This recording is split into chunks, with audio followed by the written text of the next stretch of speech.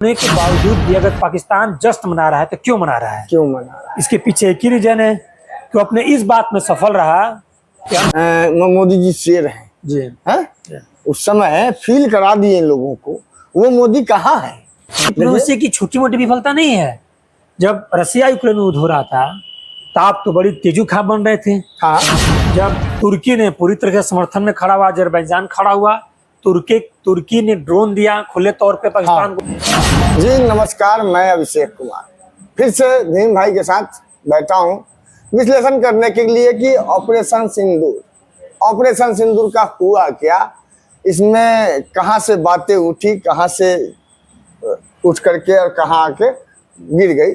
और हम जानना चाहते हैं कि ये ऑपरेशन सिंदूर में इतना बड़ा बयानबाजियां हुई, जितने भी इलेक्ट्रॉनिक मीडिया दिन भर कुछ न कुछ वगैरह वगैरह डालते रहती थी। कभी सूख गया, कभी बाढ़ आ गया, कभी कुछ, कभी सीज फायर तो कभी तोप गोला छूट गया, सीना पर वार हो गया, कलेजा फट गया, क्या हुआ नहीं हुआ। तो हम जानना चाहते हैं कि बात जो है सो पाकिस्तान से चल की थी और वो चल के कैसे जम्मू कश्मीर पे आकर के थम गई, इस पर कुछ हमारे ऑडियंस को। इस युद्ध में आतंकवाद पर रसिया ने हमारा साथ जरूर दिया, लेकिन जब चीन का स्टेटमेंट आया, जब तुर्की ने पूरी तरह से समर्थन में खड़ा हुआ, अजरबैजान खड़ा हुआ, तुर्की ने ड्रोन दिया खुले तौर पे पाकिस्तान को, पहले भी दिया। उस ड्रोन से आक्रमण हुआ बहुत भारी मात्रा में भारत की तरफ। बैकडोर से बहुत लोग सपोर्ट भी किए, हाँ किए हैं। उसमें रसिया जैसा विश्वसनीय देश, भारत का सदाबहार मित्र, पक्ष में कुछ नहीं बोलना ओपनली। ये भारतीय डिप्लोमेसी की छोटी मोटी विफलता नहीं है। जब रसिया यूक्रेन में युद्ध हो रहा था तो आप तो बड़ी तेजोखा बन रहे थे। हाँ, अपना विदेश मंत्री जयशंकर साहब हैं और आज दुनिया को डिप्लोमेसी जानते समझते हैं। हाँ। और एकदम बीच का रास्ता कि भाई यूक्रेन को भी उसी पल्ले में तोल रहे हैं जिस पल्ले में रसिया को तोल रहे हैं। मेरे भाई, डिप्लोमेसी शुद्ध तौर पे देश के हितों पे चलती है और उसका जो क्रक्स होता है प्रैग्मेटिज्म होता है, जिससे लाभ हो वही हमारा दोस्त है। अगर रसिया यूक्रेन में युद्ध होता है तो सीरियस तौर पर हमको रसिया के साथ खड़ा होना है, न कि यूक्रेन के साथ खड़ा होना है। यही यूक्रेन है जो तोप बेचा था पाकिस्तान को, और आप साथ में खड़े होकर क्या कह रहे कि ना युद्ध बंद होना चाहिए तो और हाँ रसिया को भी एक तरफा कोई आक्रमण कार्रवाई नहीं करना चाहिए। उस समय भारत को रसिया के साथ अगर खड़ा होता तो आज देखते, आज मजाल नहीं थी कि चाइना स्टेटमेंट देता, अगर देता भी तो रसिया हमारे साथ मौजूदगी के साथ खड़ा होता। हाँ। 65 में हुआ था। 65 में जब हमारी सेना लाहौर तक आगे बढ़ी, जब देखा कि अब बहुत स्थिति खराब होने जा रही है, तो रसिया ने उत्तरी फ्रंट पे जो अपना सीमा है, मिलिट्री अपना बेस, मिलिट्री इंस्टॉलेशन बढ़ाना शुरू किया, कुछ हरकत करना शुरू किया दबाव बनाने के लिए भारत पर। उसी समय सोवियत संघ का स्टेटमेंट आया, पूरी तरीके हम भारत के साथ खड़े हैं।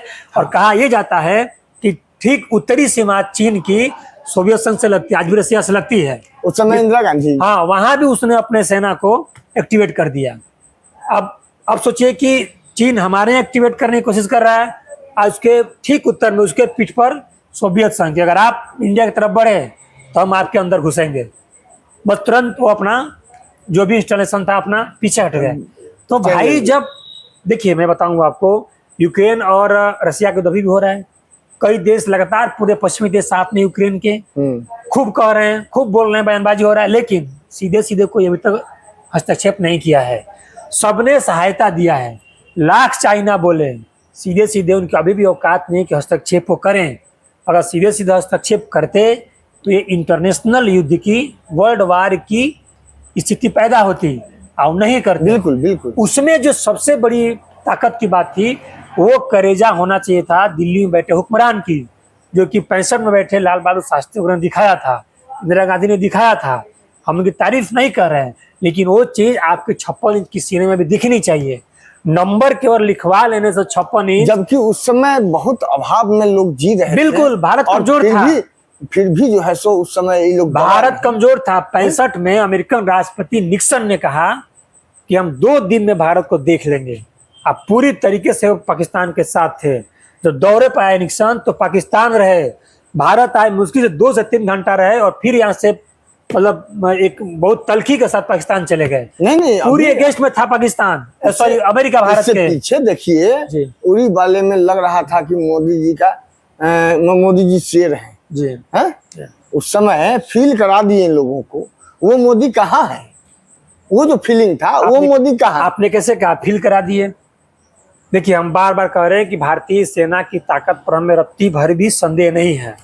भारतीय जो सेना करती है हम उसको एटिज्म मान लेते हैं, ठीक है, लेकिन आपने कहा फील करा दिए। अब भाई आतंकवाद का कोई नाम ही नहीं ले रहा है। अब तो ये कह रहा है कि मध्यस्थता करेगा अमेरिका और JNK पर बात होगी, और यही चाह रहा था पाकिस्तान। यही चाह रहा था पाकिस्तान। पाकिस्तानी मीडिया में जिस तरह जश्न की खबरें आ रही है, वो जश्न जितना हुआ नहीं शायद उसका प्रोपेगेंडा ढोल बजा। बात सच है। अगर यूरी स्ट्राइक इतना ही अगर निर्णायक होता तो पुलवामा नहीं होता, अभी पहलगाम नहीं होता। यही तो हम लोग बात कर रहे हैं लगातार, आपके साथ भी हम यही चर्चा कर रहे हैं। कितना मजबूत हमारा रिटेलिएशन हो कि अगले 50 साल 100 साल तक का हमेशा के लिए पाकिस्तान में बैठे आतंकवादी और उनके आकाओं को भारत के ऊपर नजर डालने में सिहरन पैदा हो जाए, उनकी हालत खराब हो जाए। यही अर्थ लगना चाहिए। डिटेरेंस का अर्थ यही हुआ कि कुछ भी आपके अगेंस्ट में करने के पहले रूह कांप जाए। अगर आप कुछ करते हैं, स्ट्राइक करते हैं, फिर वो उधर से 2-3 साल बाद या 2-4-10 महीने बाद आतंकवादी घटना किसी भी तरह से आपको जग पहुंचाता है, तब कहाँ अपने उद्देश्य में सफल हो नहीं हुए। यही इस बार भी हो रहा है।